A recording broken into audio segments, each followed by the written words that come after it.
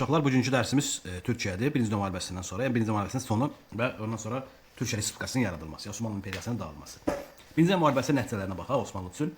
Osmanlı dövləti Birinci Dünya müharibəsində məğlub olaraq Antant ölkələri ilə 1918-ci oktyabrın 30-da Mudros limanda sülh müqaviləsi imzaladı. Sülhə görə Sultan hökuməti Antant dövlətlərinə qarşı təslim olaraq Birinci Dünya müharibəsindən çıxdı.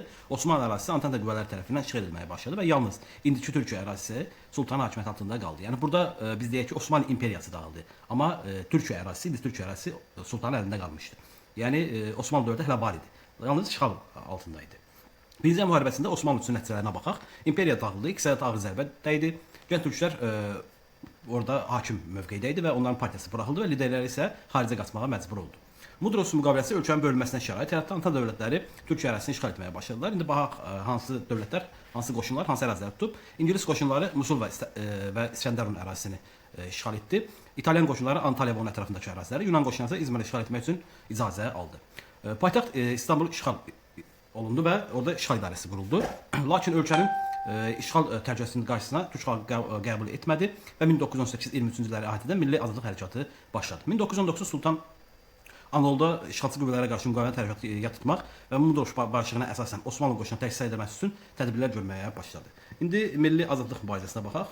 1919-cu ayında Yunanlıların İzmirə qoşun çıxartması ilə Mustafa Kemal əməlli addım atmağa başladı. O Anadoluya gedərək xarici müdaxilələri və Sultan hakimiyyətinə qarşı aparılan müharibənin rəhbərinə çevrildi.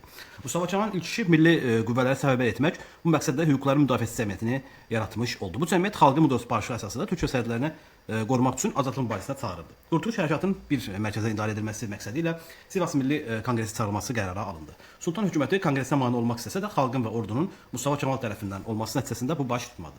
Sivas Konqresi ərazi bütövlüyünü və milli müstəqilliyin qorunması uğrunda silahlı mübarizəyə aparılması qərara alındı. Bu da 1919 sentyabrında baş vermişdi. 1920-ci ilin aprelində Ankara'da yeni parlament Türkiyə Böyük Millət Məclisi çağırıldı. Bu qarşıya qoyulan məqsədə yanaşmaq üçün Kemalistlərin əsas addımları idi. Türkiyə Böyük Millət Məclisinin ilk sədri Mustafa Kemal seçildi.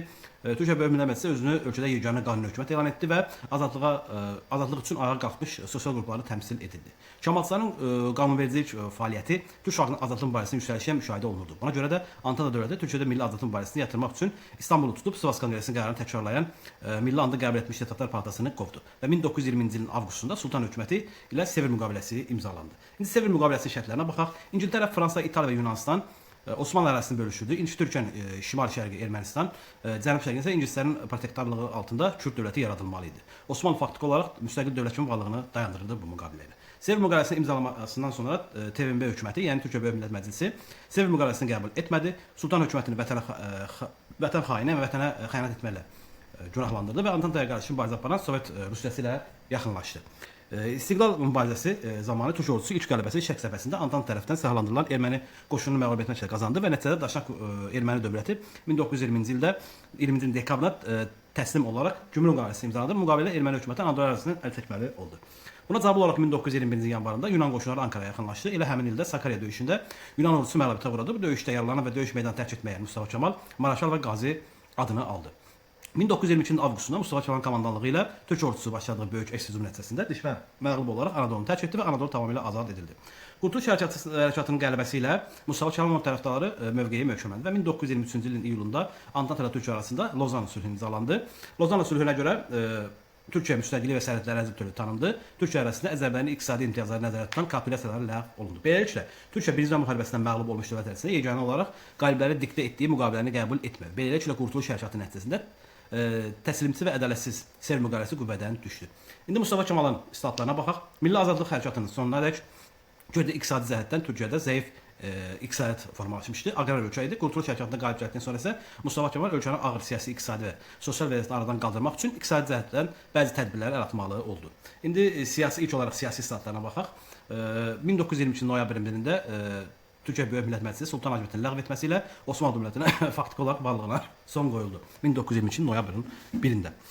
1923-cü oktyabrın 29-da Türkiyə Böyük Millət Məclisi Türkiyə Respublika elan etdi və Respublikanın ilk prezidenti Mustafa Kemal seçildi. 1923 və 1938-ci ildə prezident oldu. 1924-cü ildə xilafəti ləğv etdi. Osmanlı sülaləsinin bütün üzvləri ölkədən sürgün etdi. Şəriət və vəqf nazirliyi ləğv edildi və mədrəsələr bağlandı. Ruhanilər bütün var dövlətindən məhrum oldular.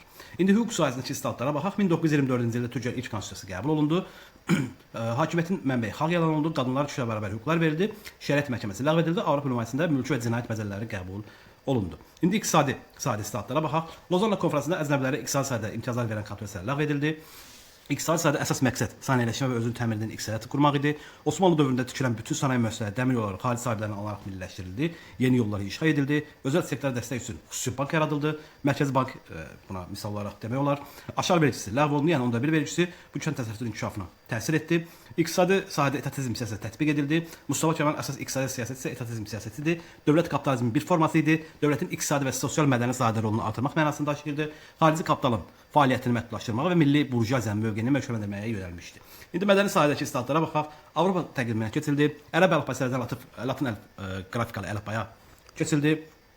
Bu qeyd olaraq bu Sovet Azərbaycanda Latin əlifbaya keçməsi hazırlıq üçün mühüm rol oynamışdı. 1923-cü ilin oktyabrında paytaxt İstanbulda Ankara'ya köçürüldü. 1934-cü ildə Türkiyədə soyadı qanununa əlavə olaraq Türkiyə Böyük Millet Məclisi Mustafa Kemal Atatürk soyadını da verdi. 1920 və 30-cu illərdə xarici siyasətinə baxaq. Türkiyənin 1930-cu ildə Mustafa Kemal dəyişiklikləri öz bəhrəsini verməyə başladı. Ölkənin siyasi və iqtisadi mövqeyi gücləndi. Türkiyənin qoşu dövlətlər arasında nüfuzu yüksəldi və 1932-ci ildə Türkiyə Millətlər Cəmiyyətinə üzv qəbul olundu. Bu dövrdə Türk diplomatiyasının xarici siyasətində ən uğurlu addımı Qaradəniz boğazlarına dair beynəlxalq Montre konfransı idi 1936-cı ildə və konfransda qəbul edilmiş konvensiyaya görə Türkiyə boğaz məsələsinin böyük üstünlük qazandı. Qaradənizə girişi olmayan dövlətlərin, əslində çıxışı olmayan dövlətlərin hərbi gəmiləri boğazdan keçməyə qadağan olundu. 1937-ci ildə Türkiyə, Əfqanistan, İran və İraq arasında birtərəflilik haqqında Səadət paktı bağlandı. Bu regionda sülhün möhkəmlənməsinə mühüm təsir etdi. 1938-ci ildə Mustafa Kemal vəfat etdi və Milli Qurtuluş Hərəkatının qəhrəmanlarından biri olan İsmət İnönü Türkiyənin prezidenti seçildi. İkinci Dünya müharibəsi ərəfəsində Türkiyə rəhbəri xarici siyasətində Atatürkün yurtda sülh, cihanda sülh prinsipinə uyğun olaraq birtərəfli siyasət yürütdü və İkinci Dünya müharibəsinə qoşulmadı. Biz İkinci Dünya müharibəsi mövzusunda bunu keçəcəyik. Yalnız 1945-ci ilin sonlarına yaxın, 45-ci ilin əvvəllərində, sonlarına yaxın əvvəllərində biz görəcəyik İsmət İnönü müharibə elan edir formal olaraq və bununla da belə deyək təklənməkdən ya bir tərəf olmaqdan xilas olur. Mövzumuz bu qədərdir. İndi xəritəyə baxaq. Xəritədə bizə göstərilir Sevr müqaviləsi ilə Osmanlı dövlətinin parçalanması.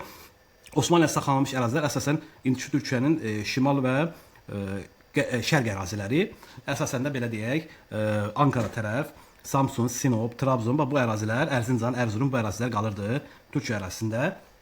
Boğaz bölgəsi ayrıca bir zona yaradılırdı. Ondan əlavə İstanbul faktiki olaraq işğal olunurdu. Marmara dənizi, Ege dənizinin bu çıxışlar hamısı işğal altındaydı. Yunanistana İzmir bölgəsi verilirdi. Antalya və ətraf ərazilər İtaliyada qalırdı.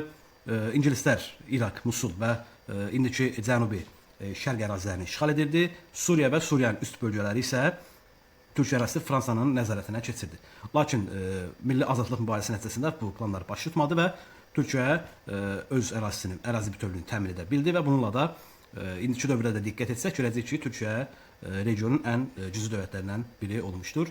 Ümidvaram dərs sizin üçün maraqlı və faydalı olar. Sizə uğurlar arzulayıram.